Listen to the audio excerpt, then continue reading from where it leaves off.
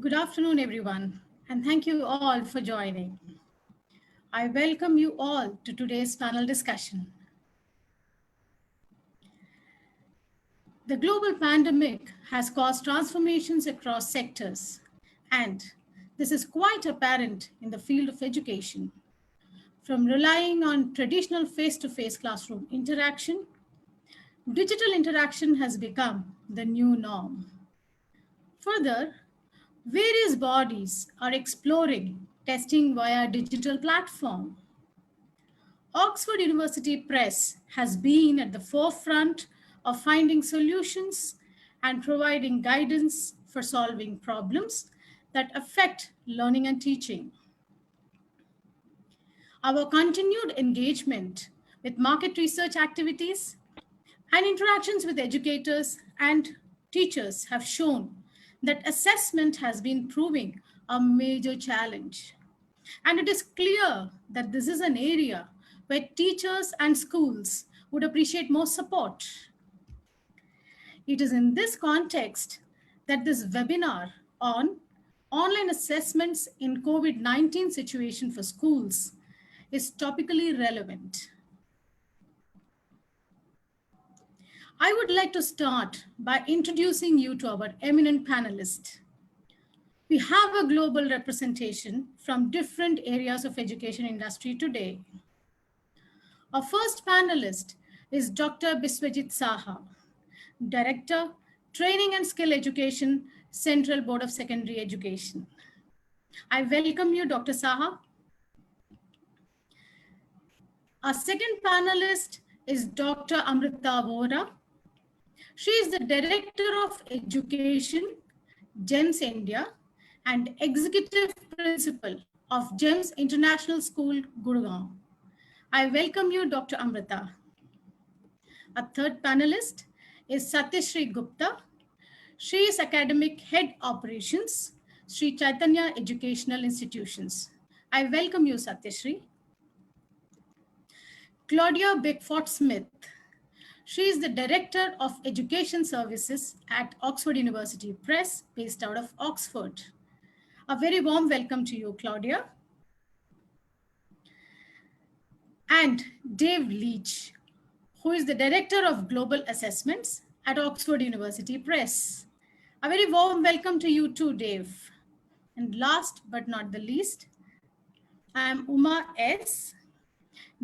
I'm Head of Global Assessment at Oxford University Press, and I have been in the education industry for the last 22 years and have experience in university teaching and developing and delivering e-learning products and assessment products. I once again welcome you all in this discussion. My first question is to Dr. Amrita. She has been an active member of the GEMS Global Education team in Dubai. An eminent educationist, she has over 25 years of transformative work in education across various levels, from schools to higher education. So Dr. Amrita, can you briefly tell us about how, in the current COVID-19 situation, schools are conducting assessments and what kind of support are they looking for? Thank you, Uma. Coming to the current COVID-19 situation and talking about assessments, it's quite a paradox by itself.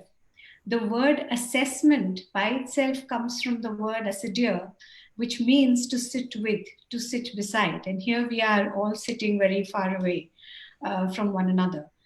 Technology has made it possible to have these discussions, and here we are. Similarly, classrooms also now are remote.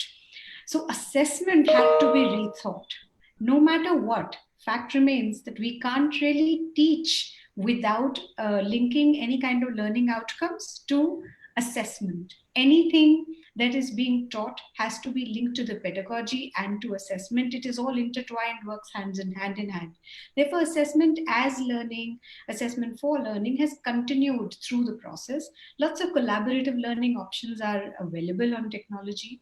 And we've been, in fact, realizing that it's not just assessment, but it's also highly personalized. So when we use something like an MS Forms and MCQs are given to children, or Kahoot or Quizzes, or lots of gaming platforms which are available, like Nearpod also has some things integrated within, we realize that not just questions, but also branching of questions is possible. And for each kind of error that a child makes, the teacher can preempt and put a comment, or the teacher can actually put a branch question, which will help the child further and so on. So lots of effort into thinking of items is required. But then, yes, a lot of personalization is also possible at the same time, which takes care of differentiated instruction. What is very key, and from a parent's perspective, what about plagiarism? What about children, resorting to those kind of means? So yes, the emphasis is moved from teacher discipline and school. Anyway, discipline in a school doesn't work like an army. It more works like an orchestra. Everybody is a part of it. So children need to be self-disciplined, and self-directed learning is the need of the hour, which is why even in assessment, this is integrated completely. So children are using things like 3-colored pens. Lots of self and peer assessment is going on. They identify the areas of gap. They identify the yellow boxes or the areas of improvement. They identify what they're proud of and share. And the teachers in turn do some SID marking, we call. So where then the teachers identify the strengths, the yellow boxes, areas of improvement, and identify if the child has got it right or not, and also what to do, the development task. The idea is not to judge anyone, not to think of assessment as some kind of evaluation and move away from this obsession of marks, but actually to talk about assessment as something that we all require, that's part of living. To talk about growth mindset, help children develop that as we go along the learning process. Thank you. Over to you, Uma. Thank you so much, Dr. Amrita. You rightly mentioned about peer assessments and areas of improvement. These are so important in current times, especially taking into account the diagnostic aspects. My next question is to Dr. Saha. Dr. Saha has also been the Additional Director, Vocational Education for CBSE. Previously, he has been an assistant professor in the Department of Computer Science and Engineering, Tripura Institute of Technology, Government of Tripura, and Officer on Special Duty, Technical Education, Department of Higher Education, Government of Tripura. So, Dr. Saha, in this current situation, what should be done to ensure that learning outcomes are met even when assessments are conducted through online mode in a remote manner?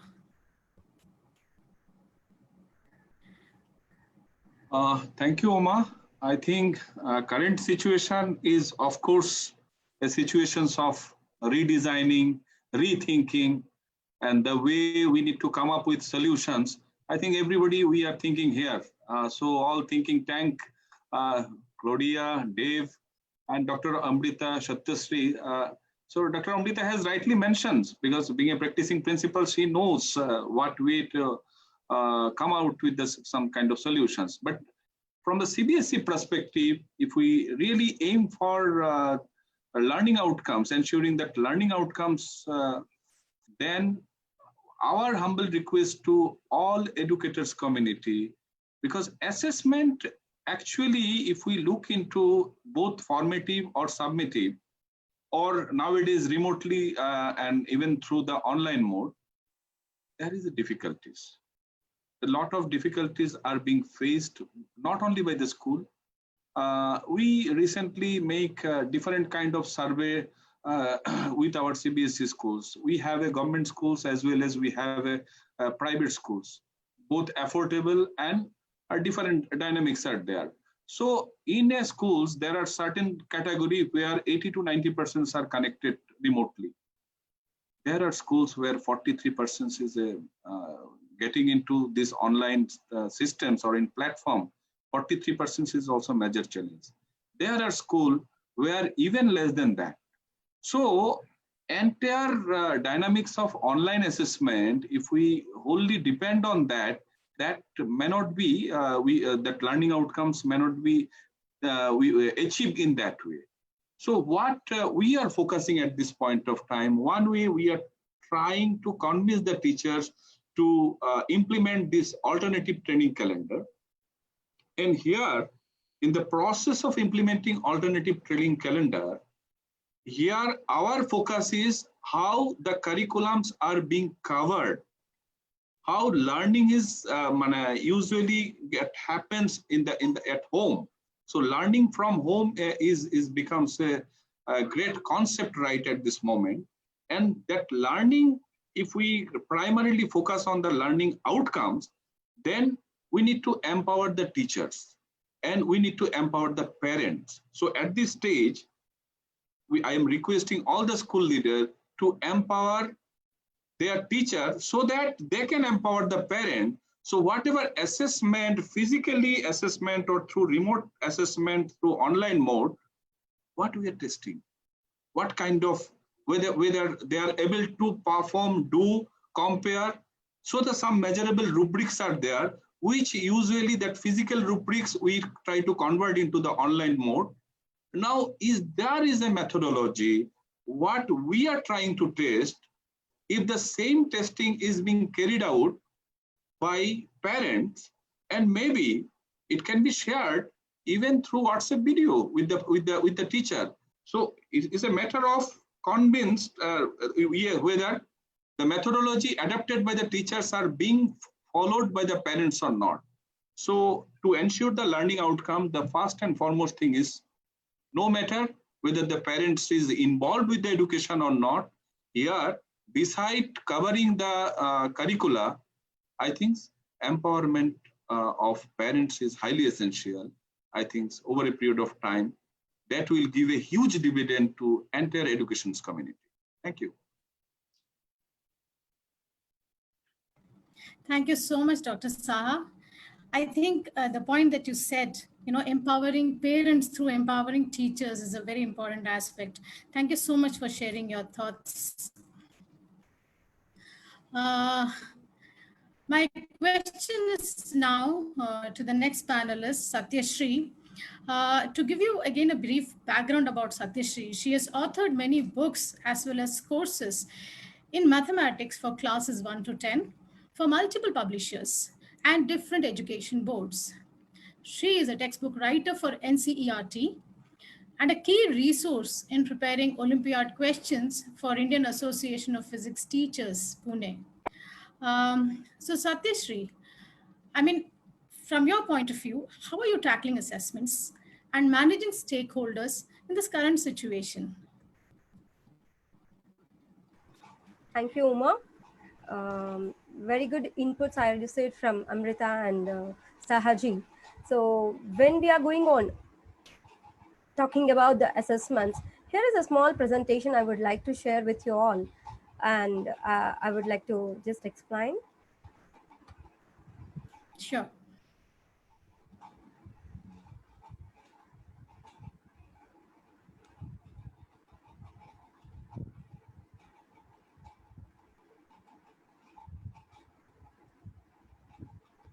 So assessments taking at present times, which is going to be a very, very key things, and hope you can able to see this one. Yes, Satyashree, you can put it on a slideshow mode.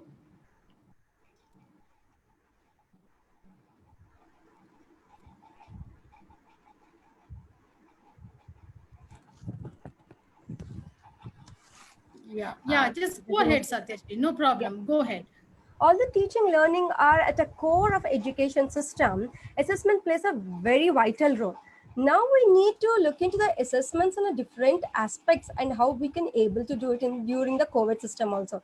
We need to redefine, how Sahaji said, we have to redefine the ecosystem of the stakeholders and manage them properly, appropriately. So here is one more slide I'm going to share with you all. Sorry, I have a major problem with my system. No problem, Satyashree, you can go ahead. You can go ahead with the slide. Yeah, VR is a one more thing where we all talk about the visual, auditory learning, and kinesthetic.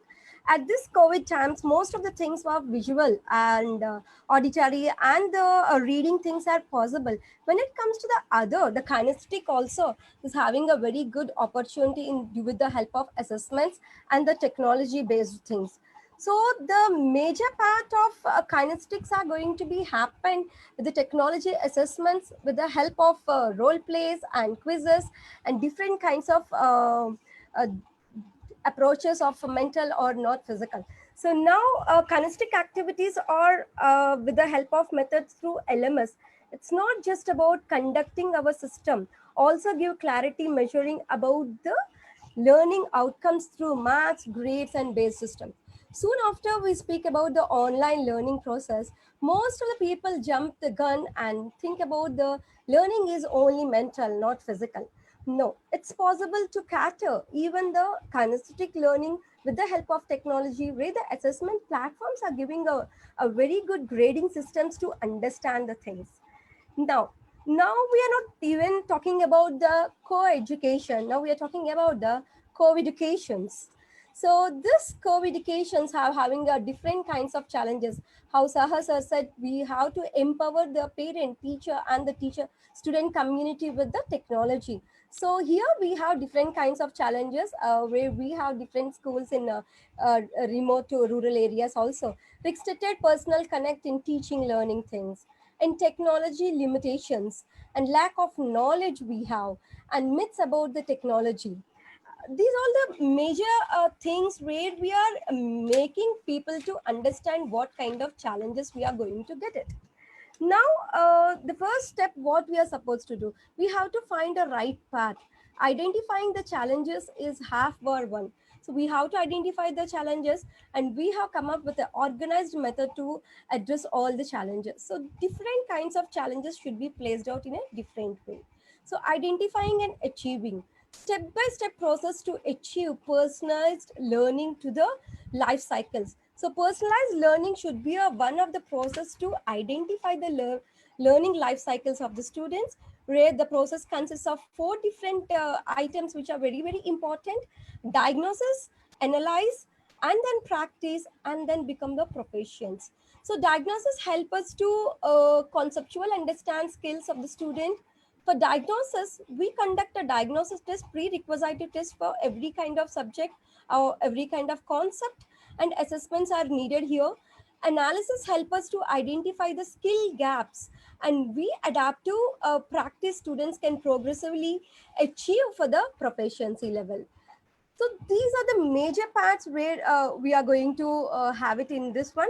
And along with this, we have a 4P planning, like every person can able to look into the 4P planning. So this is going to bridge the gaps between the concepts and the learning styles. So students using the different kinds of assessment. So planning, preparation, practice, and proficiency. So effective four-step process overcome. Our assessments after every concept or module help teachers to analyze and understand the gap of work on that. So what kind of gaps the students are having in each and every topic, making students to giving more practice, connect with wide range of situations are possible. Now, when we are making out these all things to happen with different kinds of assessment tools, the major stakeholders should be very happy. The three stakeholders are complete when they are visualizing the learning outcomes and the analysis of each and every student in a different way, which is really happy.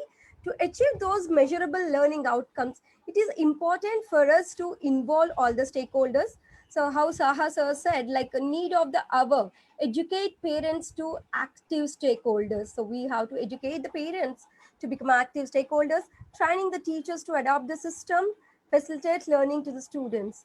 So we have a three different categories of the programs where we have a build program for the parents to understand what exactly the bill and how it is going to be empowered. So this is the program parents are going to come to one platform, and they are going to get what kind of competency students are going to get, and the analysis are going to give the major engagement of the child in that assessment tool.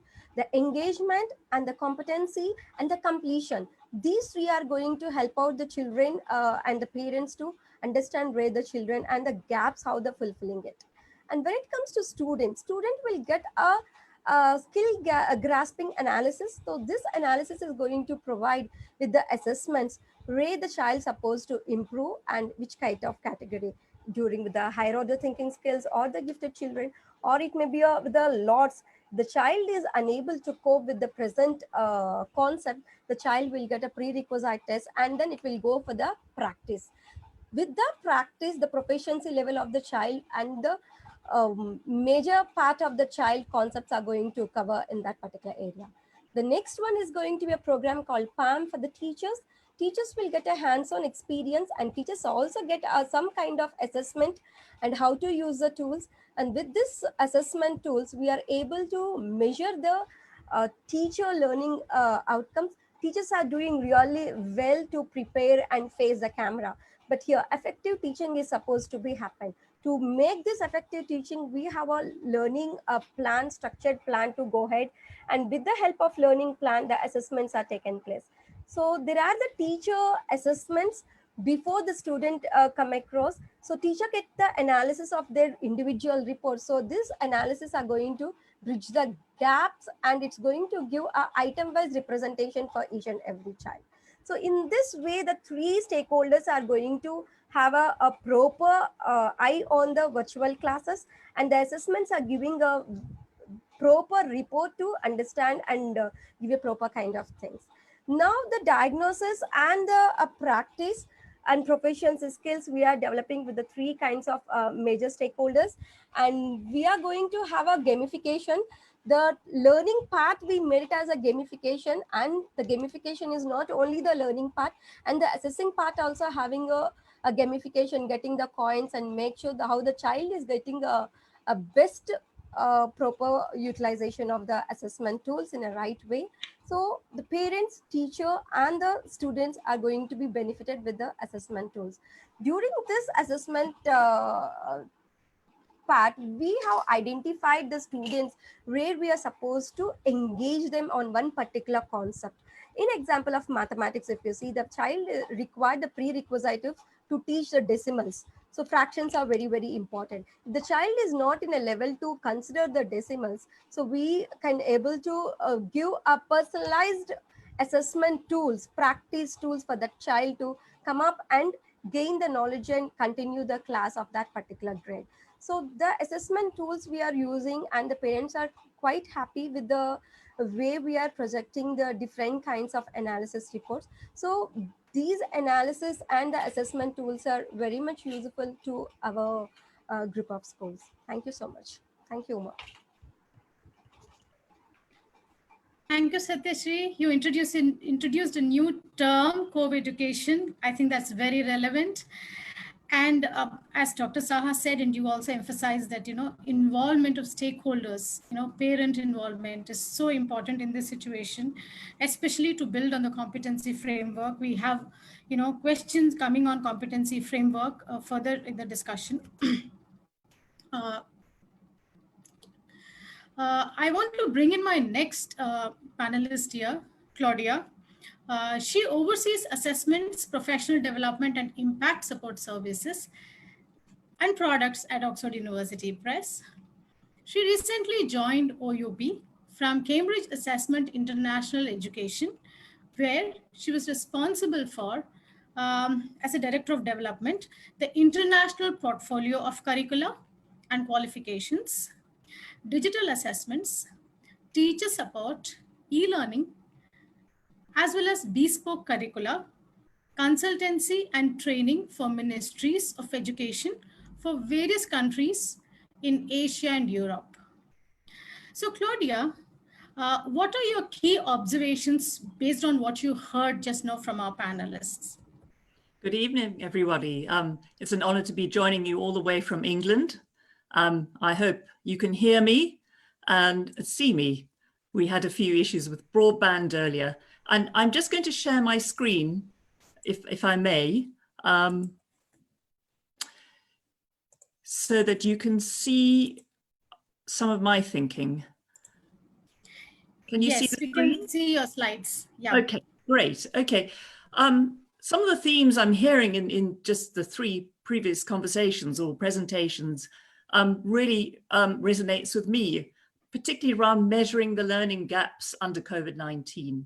And certainly at OUP at Oxford University Press, we're particularly concerned with what we call the gateway subjects and really measuring those learning gaps where children have gone home and they're learning from home and the parental expectations are still high, but parents are expected to help deliver the programs.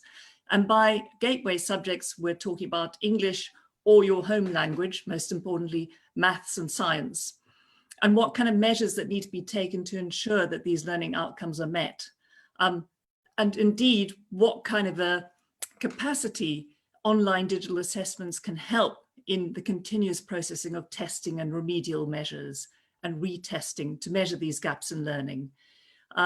It's really important that we identify these learning gaps. It's one of the most primary important steps towards achieving the learning goals that Dr. Saha is talking about. Key to measuring learning outcomes or the gaps is aligning the curricula and the pedagogies and the assessments that we've heard that spoken about a few minutes ago, so that teachers are really clear and parents about where their learners are and where they need to move to and how they need to learn in order to move forward, to see the kind of progress, to demonstrate. If you don't align the curricula and the assessments, you're not measuring the learning outcomes. So the measures that need to be taken to ensure that these learning outcomes are met are probably, definitely engendered through this continuous testing. But what we're not doing at OUP is recommending that children are tested just for the sake of testing. It really is to measure the learning. That is the primary concern that we have, and also to understand what the pedagogy is behind all of this. So the active learning that is really important for us. And there's really 4 main observations that I have here. One is around progression from one learning stage to another. So any good assessment platform that integrates learning must have progression from one learning stage to another. It's really important, again, that you have the subject-specific curriculum-aligned frameworks guiding those assessments on that platform, so that the combination of data from learning and the assessments provides the proper and holistic picture of learners and their learning. That's really where we're going.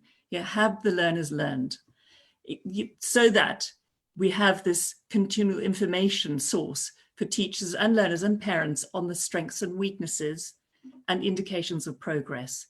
And so that you can provide the learning resources tailored to individual and indeed online class learning challenges. So really important to have that progression and the alignment of the curriculum and the assessments on these platforms. Online resources, so what's important to look for? I mean, obviously core knowledge and skills development in a particular subject.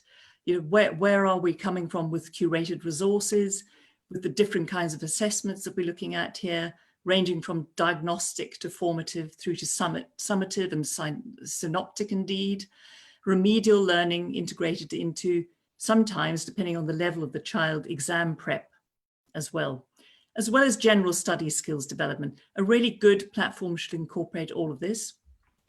Indeed, should also incorporate opportunities for peer learning. We've seen how important it is to connect online, as we're doing now with each other, and to apply and to present real life contexts and applications, scenarios and simulations for children to encourage learning.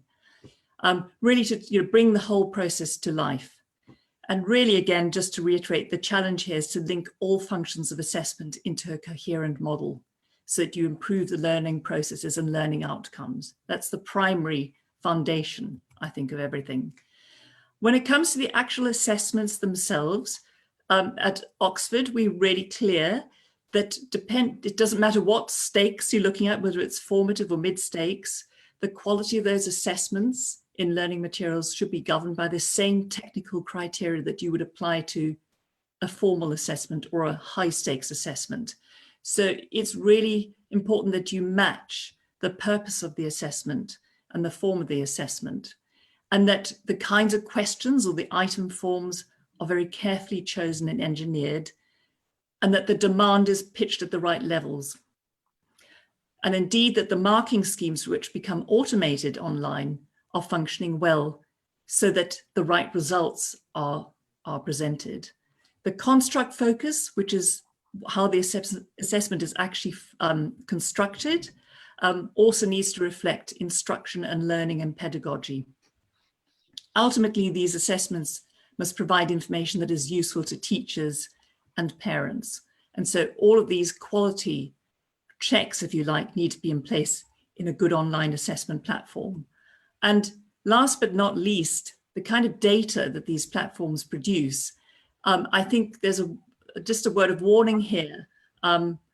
We've got to ensure that the formative assessment data is used to support the development of learners.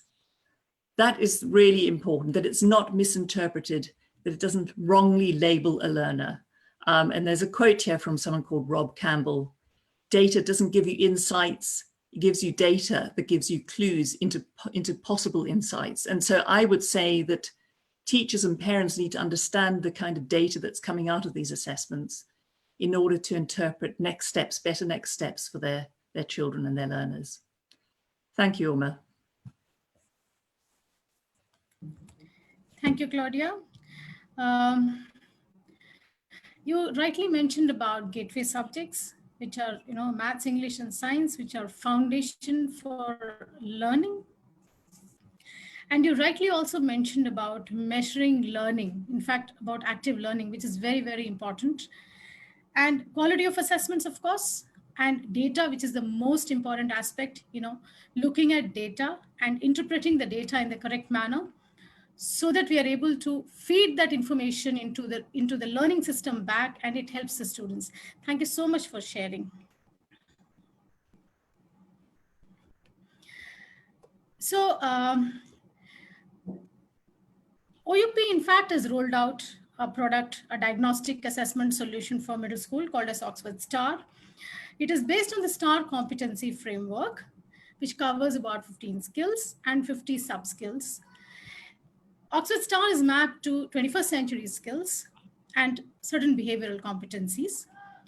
It's available for classes 5 to 8 for CBSE and ICSE curricula. It tests the students for English, maths, and science, and also for personal and social competence.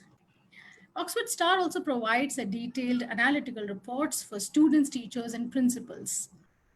This report not only showcases scores on subjects, but also breaks those scores down by competency and level of difficulty across topics.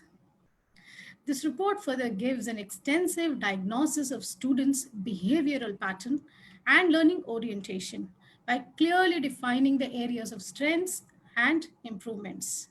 Thus, Oxford STAR acts as an evidence-based model that enables teachers to choose the right tasks and learning material for each student by helping them understand how their students think and learn. Moving on to my next panelist, Dave. Dave has over 30 years of experience leading education projects in developed and developing countries. Dave is a project director for PISA 2024 frameworks, and he has served as project manager for PISA 2021 and project director framework for PISA 2018, coordinating framework development for multiple subject areas, and served in similar roles for PISA 2015 and PISA for development. So Dave, the next question is to you. Can you kindly tell us a bit about global assessment and how learning outcomes can be met through competency-based assessments and higher order thinking skills? Thank you, Uma. I'm going to share some slides with you and talk a little bit about some of the work I'm doing and answer those questions. Thank you for the introduction. I'm going to first talk a little bit about the PISA project, because I'm very closely involved in that now and have been for the last 10 years. PISA, I suspect many people have heard about already. and it's a program that runs across countries and has been designed and is managed by the OECD, who are based in Paris and are a member organization. So just a little bit of background about PISA itself.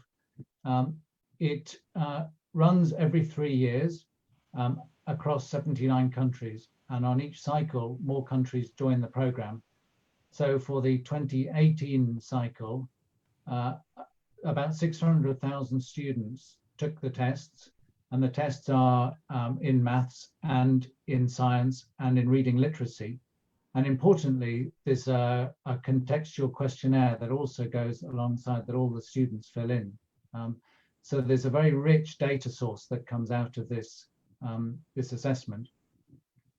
Those 600,000 students really represent 32 million 15-year-olds around the world. It's a survey within countries, and the survey is taken in language of instruction. So it is translated into about 120 languages and then all equated across those.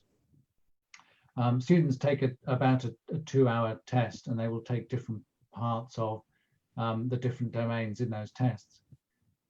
So the last test that was run was in 2018, and the next one is due to be run in 2021. But even PISA is not immune from COVID-19 impact. So the field trials for the 2021 program were supposed to happen this year, and schools across the world have not been able to support those field trials. So the program has been delayed, and just last week, the governing board decided to delay the program for next year into 2022, which then has a knock-on effect on the PISA 2024 program, which we're very closely involved in, delayed for another year. So that news is very, very current. We've only heard that in the last week, so you're hearing it quite fresh. The reason I'm talking about PISA is because it is a global assessment, but it's also 100% online. So across all of those countries, students are taking an online test and producing all of that data for education ministries to interpret. There are a handful of countries that are still using a very old version of the PISA test based on paper, but that version is becoming quite outdated and impossible to equate. So all new development is happening online. So it is an online on-screen test. It's also an adaptive test. An adaptive means that the test is on the fly, adapting itself so that it's asking students the right questions for the ability level of those students. So it's making it more relevant for them and producing more accurate data. So adaptive is important, and in the online world, it's a growing aspect. The fact that it's all on screen means that the test items can be enriched significantly. So I'll show you a science test item in a second. PISA itself is very much a competency-based assessment and aims to measure all of the 21st century skills and all of those high-order thinking skills. A lot of the assessment is around problem solving within the domains of maths and science and reading, rather than testing knowledge within those domains. So it's a good test to have a look at and to learn from. I saw in the stream of questions that someone was asking about science assessment. The work we're doing on PISA 2024 is very much about refreshing the science framework. And so I thought I'd share a science question with you. This is just an example of one of the questions that a student would have a look at. They would have used in PISA 2015. And what you can see there is a very interactive experimentation environment. And students are asked to adjust the temperature and the humidity and whether the athlete has drinking water, and then press the run button and capture some data. And they do that over and over again, and then answer some questions, a series of 5 questions on that. What's happening there, though, is very much higher order thinking. Students are having to not just recall information, they're having to, for themselves, design an experiment on the fly. They're having to try things out, they're having to analyze what they get back, they're having to interpret data, and then answer some questions. So this is very much encouraging those high order thinking skills to be expressed and then tested. And there are many more of those types of questions available on the PISA website, and I've put the link there, and we'll surely get that to you at some point. Because we are thinking about science, I had a look at some of the work that the National Center in the US is doing, and they've done some great work as they've redefined the next generation science standards. And I particularly like this picture that they've put up here, and it reminds us actually what is a competency. We all talk about competencies and measuring competencies, and they define it as a combination of skills, abilities, and knowledge to perform a task. So they are building on the foundation of all those traits that students have to identify what their skills and abilities are. And the skills and abilities are the harder things to measure. We're all very used to measuring knowledge. But all of those packaged together to create competencies. And those competencies then can be used by students to demonstrate what they can do. And it's very much about what they can do as opposed to the knowledge that they've got.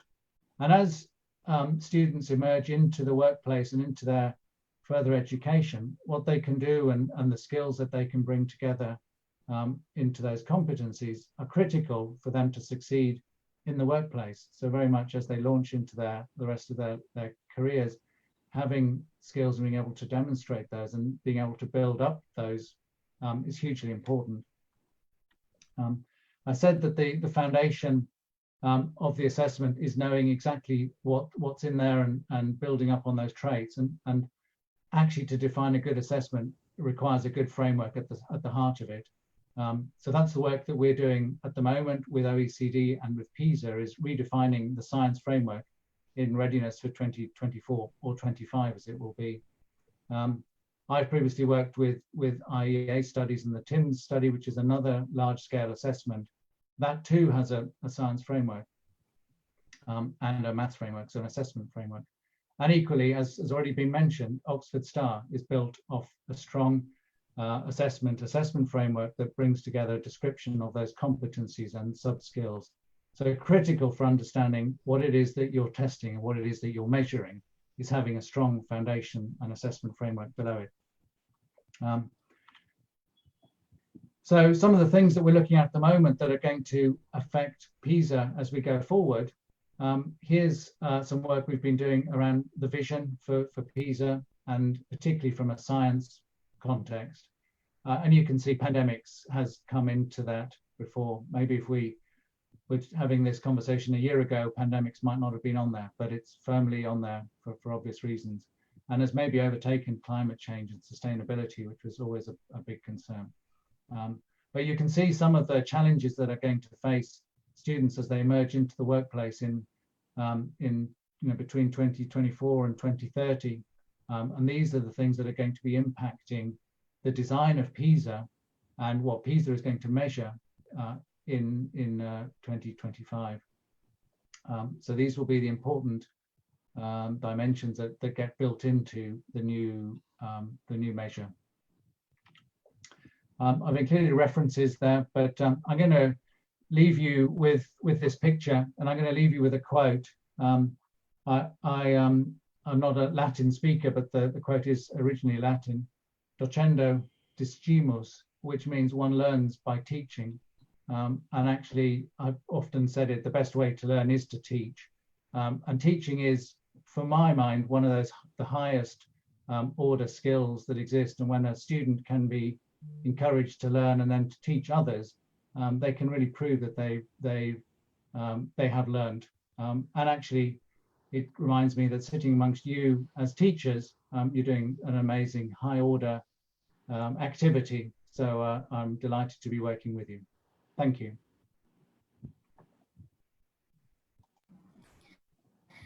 Thank you, Dave.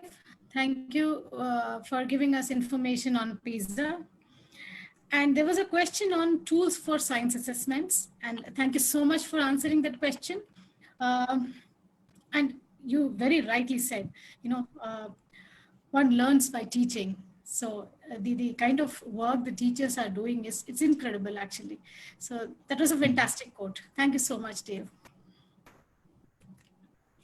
My next question is to Claudia.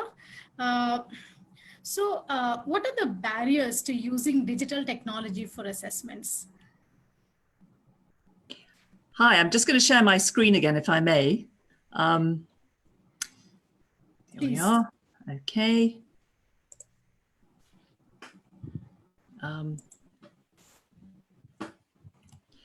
So really, it's not just the barriers, but it's the opportunities. I think we've heard, particularly from Dave, what PISA's adaptive assessments can do to really engender new kinds of assessments. Looking at, how do we make sense of technology and assessment, and what can technology do for us? It can improve a range of core processes of assessment. So it can give us the scale and the scope and the speed and the synchronicity that we're looking for that you wouldn't get with pen and paper. I think more importantly and interesting for all of us, and a lot of this thinking comes from University College London that I'm drawing on. They're very interested, those academics, in what does technology do to engender new ways of learning and assessment that's never existed before, and how does that fundamentally alter the way that society creates and assesses knowledge in itself? I think PISA again is pushing the boundary there. And what are the imperatives of disruptive innovation that we're seeing? It's actually rather enabling at the moment with COVID-19, but how do we use technology to fundamentally do different things, produce new products and services, and produce indeed new outcomes? I think it's early days to assess what those new outcomes are actually.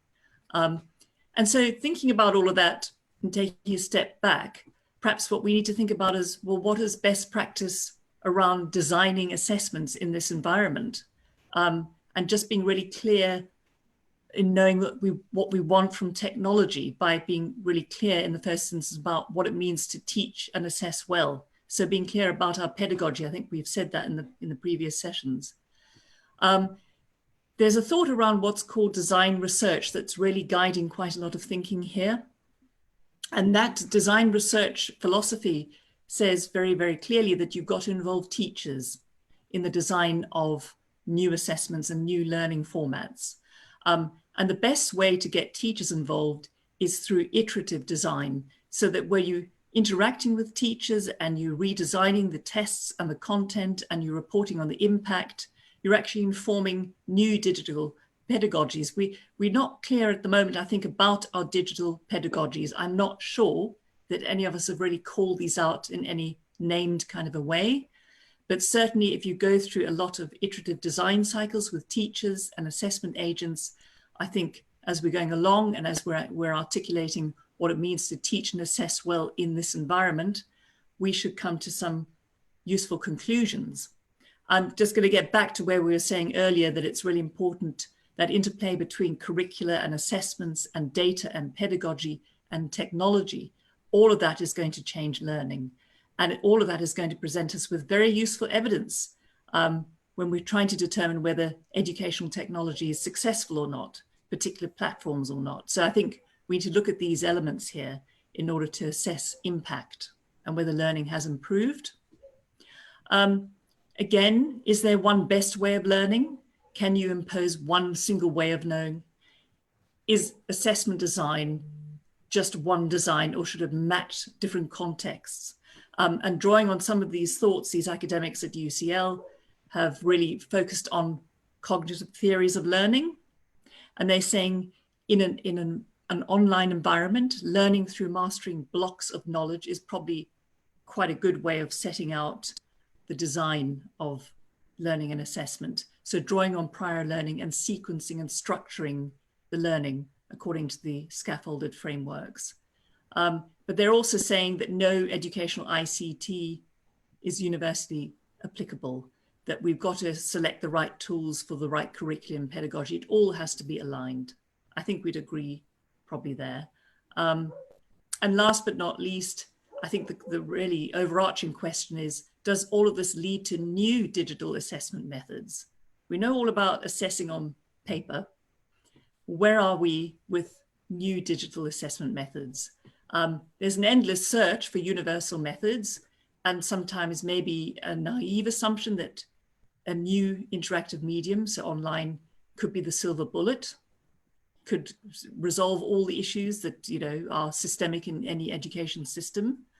But really, I think what people are concluding, academics are concluding, is that if you take existing classroom pedagogy, old content, old pedagogy, and you put them into new containers, i.e. an online environment, perhaps that doesn't produce major gains in effectiveness and learning outcomes. So therefore, they are arguing that perhaps we need to develop new digital, pedagogical, and assessment methods to match online capabilities. And I think we are seeing that with PISA in the way that they're looking at the interactive higher order thinking skills methodology that their platforms do produce in those extraordinary tests, Dave. I don't know if you'd agree with me, Dave, if you want to chip in here at all. But yeah, I mean, I do agree. And I think that PISA has achieved a very technical design of an assessment, but have also been able to measure very high order skills across a set of countries and across a set of assessments that can all be linked together. So I think there's a lot we can learn from that in terms of the technical design of assessments behind it and the platforms that it's using. Thank you, Uma.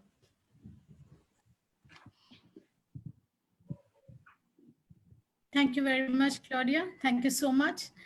And you rightly spoke about, you know, involving teachers for design research while, you know, designing assessments or pedagogy or for learning. So involving teachers are very important. They are the ones who are in touch with the students and the parents. So that's a very important aspect. And of course, PISA is a benchmark test. So Dave, you rightly said when you said that, you know, they have those capabilities and abilities, the way they have developed online tests, the design that they use or the kind of formats that they use, it's very interesting and apt for online assessments. Thank you very much. My next question is to Dr. Saha.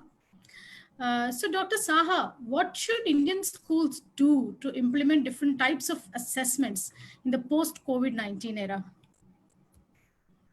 Yes, I think I completely agree with both Dave and Claudia, or rather in these pandemic situations, I can very much use the terms, the way the vaccine is not foolproof, similarly, digital assessment is also not foolproof.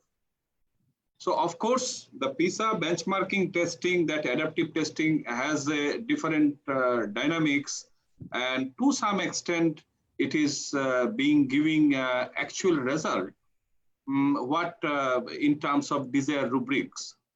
But again, the teachers is very much instrumental and influential.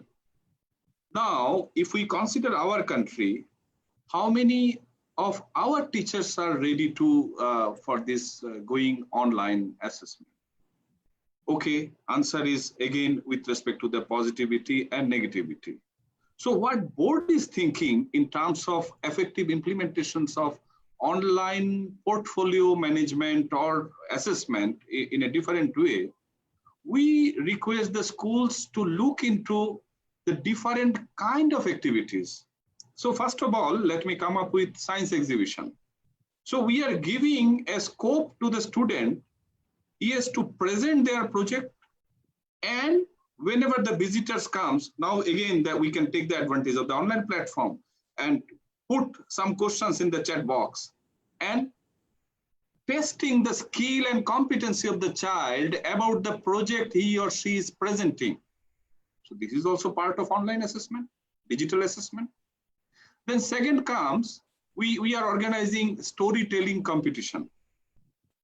So young kids, they're coming up with new idea, with new costumes. Let them take the help of their parents to design the costumes and present themselves in the storytelling. So in language, what we expect? In language, the pronunciation skills, reading ability, and this by means of storytelling, it is foolproof. We can test. For them, I don't think you have to ask some road-based novel-oriented questions.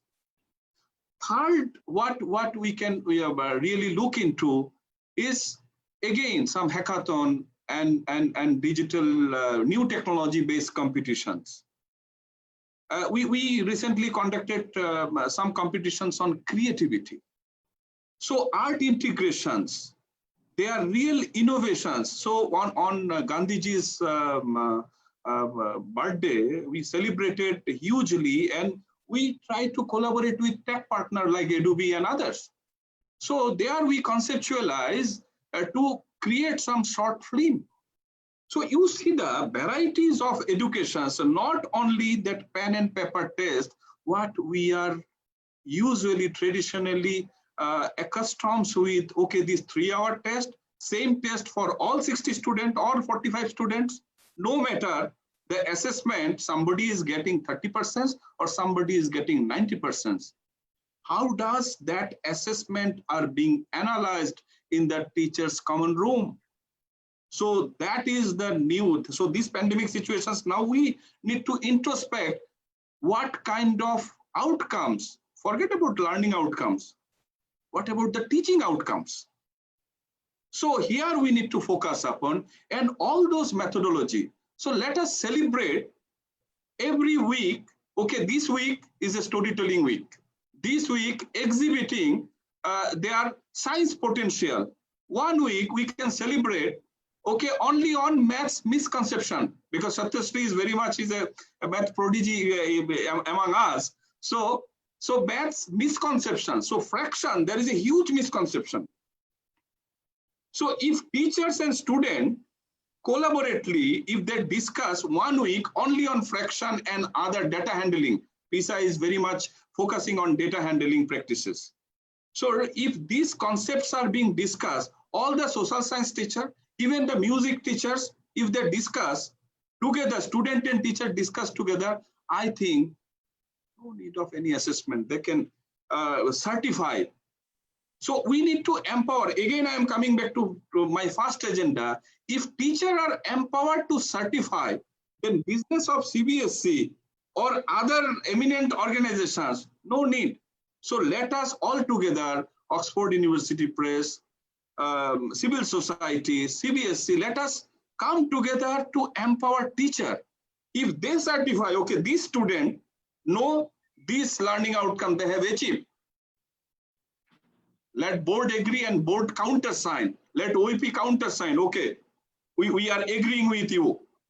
So that kind of things when we can aim, I think is the ideal systems of educations we can visualize. No matter what way we will achieve, there are hundreds of pathways we can think of, and the coherence of each and everything. Digital indexing is also very much essential. And this coherence will make us empowered to make our citizens future ready, or so-called industry 4.0, or maybe the class 3 student, maybe industry 6.0 ready. So with that, I think we all can work together to create a good and best profile of our future citizens. Thank you. Thank you so much, Dr. Saha. I think you rightly spoke about how assessments, especially online assessments, can be conducted. You talked about various examples, and you went back to your previous point on empowering teachers and how all of us can come together to empower teachers so they are able to, help our students. Thank you so much. This is my final question. And my last question is to Dr. Amrita. So Amrita, what measures the schools need to put in place for conducting fair assessments in an online mode? And at the same time, see, the child's well-being is very important. We all agree on that. So what do you think? How do you protect? I mean, what do you think that needs to be done to protect the child's well-being? Thank you, Uma. Really good question. And I've also been noticing a lot of questions that Poonam has been sharing, which are coming on Facebook. So I'd like to, bring it all together as much as I can in the short duration. one thing that has emerged for me after hearing everybody, after hearing Dr. Saha and Claudia and Dave and Satyashri, is that, the child, the teacher and the parent, all three are very, very key stakeholders. And when we talk about education and assessment in any way, it cannot be that any one of them is left behind. All three of them go together. And yes, just like the teacher, the child also needs to be empowered. And one thing that has emerged beautifully through this pandemic, of course, we've all seen all this struggle with the fee and so on. Everybody's struggling economically. But there is a wonderful bond that has emerged between parents and teachers. Parents for the first time have looked at really, they've gotten inside the classroom in a way like never before. They are seeing for the first time the kind of effort teachers put in. And that is making a huge, huge difference. That is also somewhere bringing in that trust, that faith, that mutual working together culture between school and parent. And that is very key for the child's development. And there's a lot of research that helps us understand that. Now, well-being is very necessary. So the one thing that we started early on is a mentor program for a lot of children. CBSE reiterated towards the beginning of this pandemic, when we were all stuck, that students in 9th and 11th should be promoted, given another chance, and so on. So of course that was done, but we did that across the board for all children, and not just giving them another opportunity, but also providing them a lot of mentor support, which is also to do with a lot of social and emotional well-being, which is so important. People are suffering in multiple ways, and often the stress that children go through gets ignored in the wake of what everybody else in the adult world is facing. So parents and teachers really need to come together to make assessment, which is very key to the learning process, which is at the heart of the learning process, to become something which is joyful, which is not a stressful experience. And how do we make it joyful? I think Dr. Saha just expressed a couple of things, that you can even have the child engaging in a STEM experiment or a STEM project, and then explaining it through or a case study format, where the teacher conducts a viva voce or the child explains it on an online platform, and a few questions are asked around it. Or even better, if probably children work together for some kind of projects that they can be assessed on together, and they can also self-evaluate and peer evaluate, contrary to common thinking that if we give it in the hands of children, they might just say, oh, my work is very good. Children are overly critical of their work. We've seen it after giving it to them. We've seen it after giving them rubrics before we assign any work to them. That's as a practice. And we've seen it that after we give them an exemplar and they're self-assessing or peer assessing, I think children find way more faults into the work than any teacher ever does. So, and then they're clear, okay, this is where it is. This is the gap. As we said, this is the gap, this needs to improve. A lot of apps come in very handy, and so Nearpod is one of them, where the teacher can design the entire lesson on it. Go Formative is very good to use. While the teacher's on screen, the teacher can see what each child is doing. Children are children, and they're digital natives. They're better at technology than our generation. So they tend to do things. They will try to copy and stuff, but the teacher here also gets to know, because the teacher can see if a child has tried anything like that. More than any of this, what is helping us is also e-portfolios. We already had this process of students sharing their work through student-led conferences and so on. Now there are e-student-led conferences, and now we have e-portfolios. There is a big digital divide though, and for a lot of children who do not have that kind of access to technology, we have been using WhatsApp as a very useful, easy tool, and access is possible. At least everybody has a phone. Even if they do not have a smartphone, conversations on phone are possible. And that too is being used. Lots of worksheet material and reading material is provided to children, and lots of stuff now. So it's a balance, essentially. Balance of tech and and also pen and paper, which cannot be really forgotten in the Indian context, because the parent still feels at the end of the day, whenever my child will sit for the board exam, they would still make him write. There would still be that limited, it'll be time bound, you know. So what about writing? What about the speed, etc.? So parents have that, and these are genuine concerns. We cannot ignore them. So while for younger children who may be in the primary, a lot is being done over technology, using Padlet, GoFormative, and many collaborative space on MS Teams, and many more tools are available. The minute you explore, see, our teachers work in a professional learning community, and teachers are completely empowered. They check and try and see what's working well. And then in the learning community, wherein they hold CPD sessions every week for each other, they share with everyone else what new did I use this time around, it worked or it didn't work, what are the pros, what are the cons, and how do we blend it into our structure. So that structure is very key. Some time bound assessment is very key.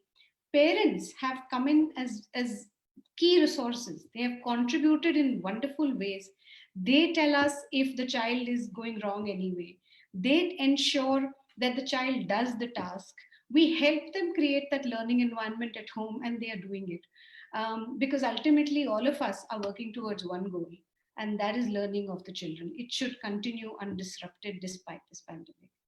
So yes, technology is a silver bullet, probably has answers, but as Claudia said, but then you can't have the same pedagogy for digital learning as you had for the classroom. So of course, a lot of different kind of thinking is required, and it's a whole new platform. We need a lot of training of teachers. Once we do that, it's working. It's a beautiful tool. Just needs to be tamed well. And I hope the support, a question that you asked earlier, I really hope, from roti, kapda or makan, we now have moved to roti, kapda, makan or internet. All these have become essentials.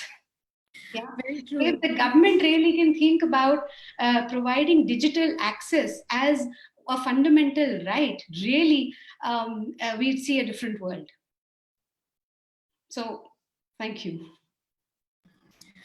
Yeah, thank you. Thank you so much, Dr. Amrita. I mean, you rightly pointed about different apps that can be used in this situation. And, child's well-being, to protect child's well-being rather, is important in any situation, but especially in the current situation, it has become all the more important.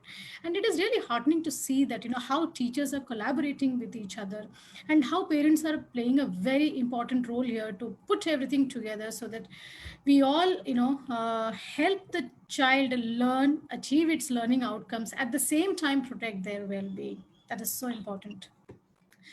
Thank you so much, everyone. We have actually reached the end of the structured session. We have a few questions. We have questions coming up, and I would like to take up a few questions now. There is one question that is especially for Dr. Saha. If I can pose that question to you, sir. This is, can we escape assessments for one session completely? This is for you, Dr. Saha. So you see, with respect to CBSE, we can't. But with respect to school, as we all discussed, there is no question of escape. The fundamentally how we engaged and confirm that learning happens. And if we are convinced that, okay, learning outcomes are met, then how does it matter what kind of physical assessment or digital assessment you have carried out? But if we look into the Indian psychology, especially parents, even they also want their child to be tested. So overnight, that disruptive changes by escaping may not be the solution, but the methodology adapted in the systems, that need to be seen. The process need to be strengthened. Whatever way, the different mechanisms, everywhere there is a value points which one can earn, and altogether it's a matter of certifications by the school. Because we empower our schools and school-based assessment fundamentally active from classes 1 to 9 and then 11. So out of these 12 years, complete 10 years are school-based assessment. And in case of board also, that 30% component, which is internally managed based on that internal assessment, the practical and project-based approach, especially for class 10, it is equally applicable. Similarly, for the senior secondary 12th also, so that is applicable. So how does it vary? So that way, if I like to give the direct answer would be no, but in detail, the process need to be followed and ensure that learning happens. That's all. Thank you so much, Dr. Saha. I think what you said, ensure that learning happens. That's the underlying, point, I think. Thank you so much. We have a question from Jaya Goswami. Maybe I can pose this to Claudia. We are looking forward for some practical, new and interesting approach for our online classes, all subjects. So, Claudia, can we have your point of view on that? So I think you'll find that a lot of publishers have moved their content online. Certainly Oxford University Press has made enormous efforts even before COVID-19 to really move some of their really key courses online. And I think in India, Oxford Advantage hosts a lot of the curriculum compliant content that you may be looking for. Now in this current environment, the numbers of hits that we're getting on these websites is extraordinary. Here in the UK, we have something called Oxford OWL, which has driven huge amounts of traffic from kids that have now had to go home, and the home learning environment has really become, the only environment that they're learning in. Oxford OWL is driving a lot of that. There is the observation that we've made, the digital divide. Even here in England, there are children who do not have access to broadband or hardware the way they should, and that is a concern. But I think, everything that this government's trying to do, and I'm sure in India too, will hopefully in the short to medium term solve those problems. But do go online, have a look at Oxford University Press's website and see what you can find there for courses that really will help deliver the learning outcomes that you're looking for. That are now being adapted as we speak for the home learning environment. If I may add, as a principal, we've been really using Oxford OWL very well in India too. It's very, very useful. Okay. Oxford OWL then. Have a look at Oxford OWL, as in the bird, and have a look at Oxford Advantage, I think for the more senior courses, Uma, is that right? It's for classes, junior primary, it's for classes. Oxford OWL is for primary, yeah. Oxford Advantage, we are supposed to tell, it's a complete learning teaching platform. Teachers are really allowed to give innovative ideas of Sing with Swing, which is a mathematical song competition. And there are the different kinds of math market, my corner, and labs and science labs. So my science lab is a one project. Instead of assessing at the end of the chapter, teachers are getting an opportunity to assess each and every child to showcase the real life objects related to science and mathematics. So Oxford Advantage is having a real good advantage for the teachers. Thank you so much. The next question, how can we make digital assessments a wholesome learning experience for a child? Dr. Amrita, would you like to take this up? Thank you, Claudia. Sorry, Uma. Yes, learning experience, I think any learning experience should be wholesome for the child. Only then it stays with the child, right? So certainly and digital also. Most of our communication is non-verbal. And a lot of that is often lost in the way when we communicate through these screens. So therefore, a lot more structure is needed when we talk about assessment and even teaching within the online platform. So when we are using these experiences, so children particularly love gaming sites. Children particularly love assessments which use, so the memes are integrated. Lots of visuals are integrated. Memes is this generation loves to use them, so they're integrated. Lots of fun element built into the way the questions are asked. And then thereafter, when the graphic representations come in with the data. Now, very often the teachers are not just the teacher using the data, it's also the teacher analyzing and viewing the data with the child. The other thing that we've done is that teachers, of course, share the rubrics with the children before any assignment. Could be home assignment, could be class assignment, could be some kind of a small test or whatever.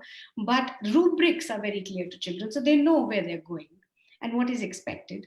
Once they've done the assignment, teacher shares the exemplar. And before the teacher can move on to assessing it, we request the parent and the child to sit together with 3 colored pens. So one is a pink, which is to mark out the errors. One is a yellow to mark out the yellow boxes or areas of improvement. And one is a green, which is to mark out, okay, I'm proud of this. This is wonderful. I did this well. When children do this with their parent, sometimes the parents are not available, they can do it together. They can do it alone. Sometimes they do it with their peer group, or they do it for each other. When they do this, they leave out a broad margin wherein they make these notes and jotters and provide evidences why I think so. A lot comes out because a child may have got something wrong, and just marking it wrong doesn't end it there. We need to get it rectified. That is the whole point of it. If the teacher is here through these pieces of evidence that the child notes it down, the teacher gets to know why the child got it wrong. What is the misconception really? And then the teacher's better able to help the child. And then the teacher looks at it, does the SID marking that we do, that I explained a while ago. It really, closes the loop. If we're just teaching and we're leaving it at that and not assessing, then we're just maybe starting new ideas and just leaving there. So it'll be a lot of disparate data all over the place. No loop will be closed for the child also. So that closing of the loop is very, very key. And that's what makes the entire experience beautiful. And the experience is also wholesome, not because it's only technology. Certain things, they may be clicking a picture. For certain things, they may be creating a video. Certain things, they may be representing through a presentation. Various ways, and then they go through viva voces and discussions and so on. Lots and lots of beautiful. They may be creating a cartoon strip and so on. So many applications are now available, and children love to use them. And that is what I think children are coming back and telling me, "No, this is better. We should continue with this." So blending learning is very key. That is what makes it wholesome. Can I come up with a comment here, Uma, if I may? Sure. There's just something also we should be aware of, that, not all learners learn in the same way. We know that. And some have specific challenges. So it may be hearing, it may be sight, it may be a degree of autism or dyslexia. Are we taking these considerations into account when we're designing these online environments? Are we really understanding where these kids are coming from and what their challenges are? I'll leave that open. There are international standards that are set for online digital, the ISO standards, that I think perhaps we should all just take into account. Yeah. In fact, I'd like to add here, Claudia, that since you brought this up, we've gained better work with our children with special needs, in fact, because some of these online tools are useful for them. Some of the things, we know the strategies, but we are not able to practically do it in a physical classroom. Now it's become possible to do it because the child also is using a device. And it's certain things like, for example, for a child with dyslexia, certain words need to be highlighted on the word file. It is easier rather than a teacher sitting with a pen doing it. So lots of this is being possible, and in terms of learning outcomes and development, we are seeing some advantages. And the variety is exceptional. So naturally, the child who is suffering some kind of visual impairedness is getting much more and other kind of support. And any child who is suffering autism is also getting the person on a one-to-one sort of a dialogue basis in support. So that is what is very, very special. In fact, my special educator and counselor, one of the things they've been saying is, we're going to miss this when things go back to the usual. Interesting. Yeah. Good to hear. Thank you very much. I think that was a very important question and good answers. Thank you so much. The next question is from Anya Kapoor. what are some of the benefits learned from online assessments? So, Dave, would you like to take this question?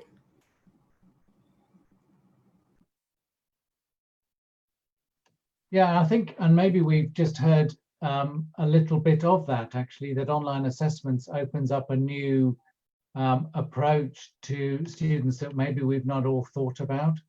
So, online is the world that our students, our children all live in. And so they know that world very well. And the world of paper and pencil is drifting a long way away from their normal world. So online is much more the standard, I suppose, that children are used to.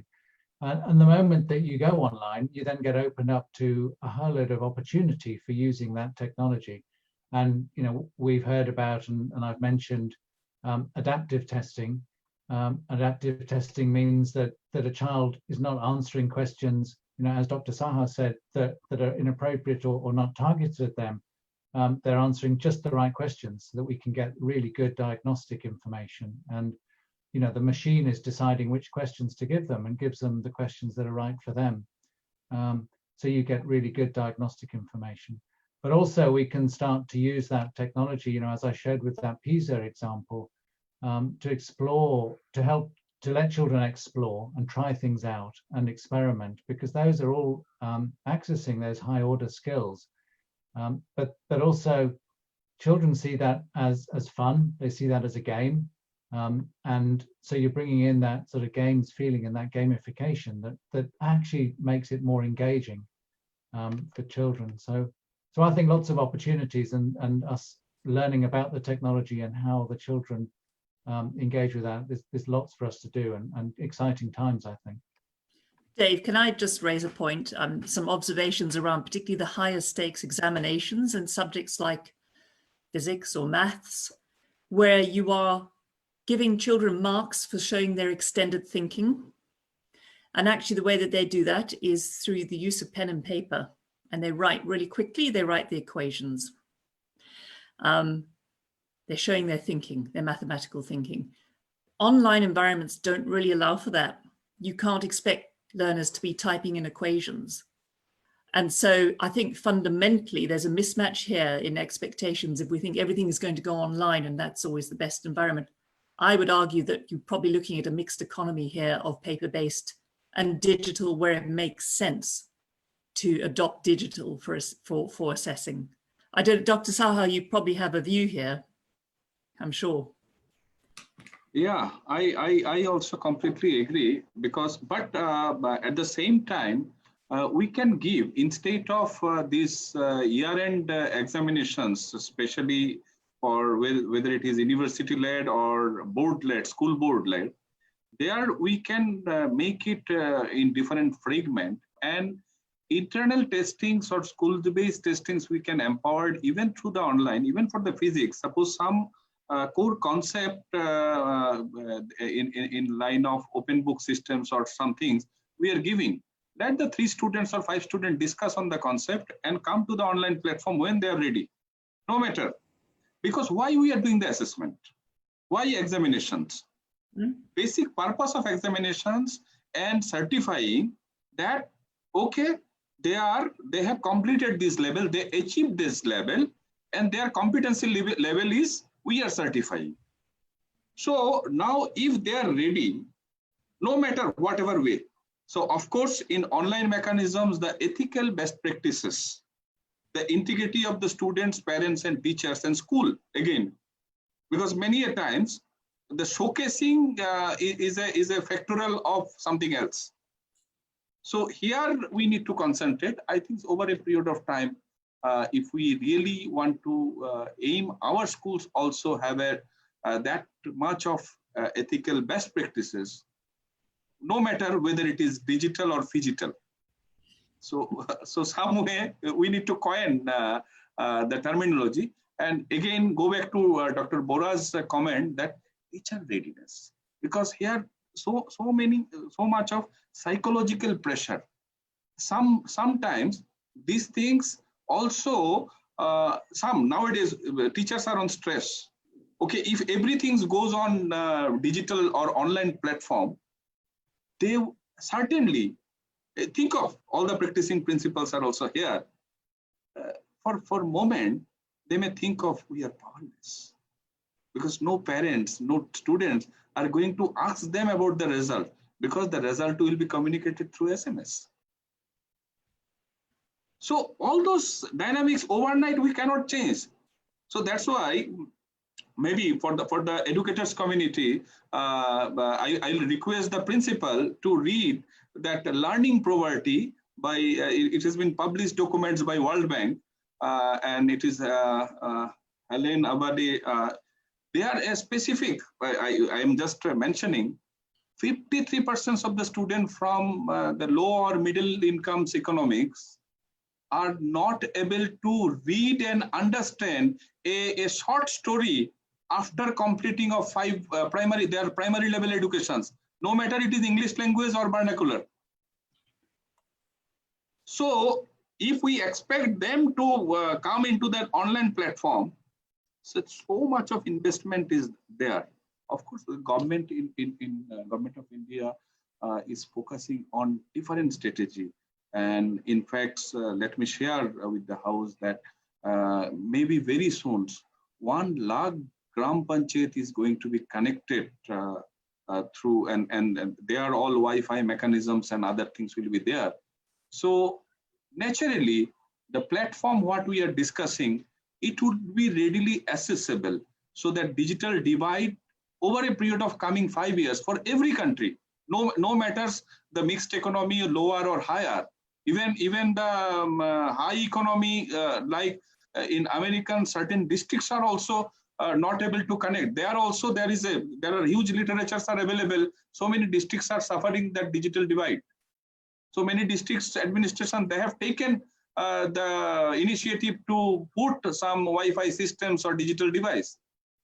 So these things are there. This problem will be there, but gradually, if we aim that SDG goal 2030, this becomes by 2030, this online assessment should be an integral component of the school, every schools or every educational institute in the earth. Thank you. Thank you so much. I think we had a very good discussion.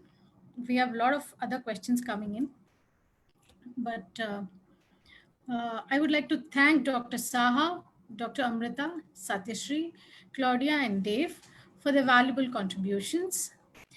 We have had a very fruitful and interesting interaction. Going forward, we hope to incorporate these ideas generated in today's discussion in our future plans. I would like to thank all the participants for your involvement in our panel discussion. Due to paucity of time, we are unable to respond to all the interesting questions that have been raised. These will be answered and shared with you very soon. I would like to express my gratitude to Sivaramakrishnan Venkateshwaran, the Dynamic Managing Director of OUP India, for his guidance and encouragement. Thanks also to Yash Mehta, Executive Director for Sales, Narendra Ranade, Marketing Director, Paras Bansal, Product Director, Sanjoy Majumdar, Digital Sales Director, Priyadarshini Bhattacharya, Head of Product Marketing and her team, and Purnima Rai, Head of Digital Marketing and her team, all from OUP India, without whose assistance this program would not have taken off. Thank you so much. Thanks one and all. Thank you. Thank you very much. Bye-bye. Amrita, Uma, Satyasri. Thank you. Bye. Thank you. Bye-bye. Bye. Bye. Bye-bye. Keep well.